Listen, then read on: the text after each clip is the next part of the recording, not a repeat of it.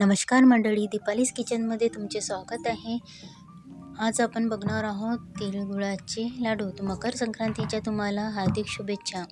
चला तर मग रेसिपीला सुरुवात करू.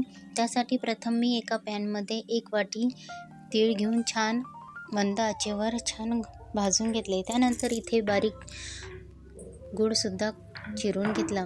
आता इथे आपले तीळ भाजून झालेले आहे. हे थंड होण्यासाठी मी इथे बाजूला काढून ठेवले. आता त्याच पॅनमध्ये आपल्याला 1 चमचा साजूक तूप घ्यायचे आहे आणि त्याचबरोबर 1 वाटी तिळाला 1 वाटी गूळ मी इथे बारीक चिरून घेतला. आता यात आपल्याला 2 चमचे पाणी घालून घ्यायचे आहे. पाणी घातल्यामुळे आपले लाडू हे कडक होणार नाही, मऊसूत राहील. आणि हे बघा, हा इथे पाक झाला का कसा चेक करू. पाण्यामध्ये आपण 1 थेंब टाकून बघू. जेलीसारखा जर पाक झाला समजायचं की आपला पाक तयार आहे. आता यात लगेच आपण तीळ घालून घेऊ.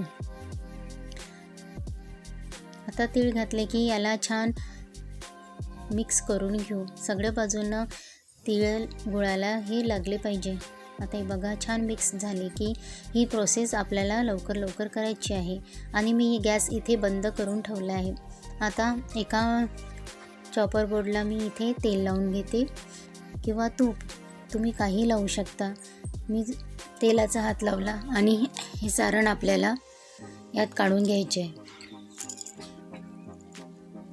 बघा. आणि आता आपल्याला चटका लागू नये म्हणून मी असे थोडे गोळे तयार करण्यासारखे बाजूला काढून ठेवले.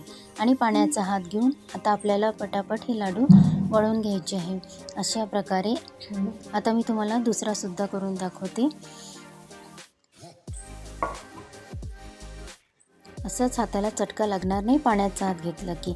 आता एका प्लेटमध्ये हे पटापट आपल्याला काढून घ्यायचे आहे बघा.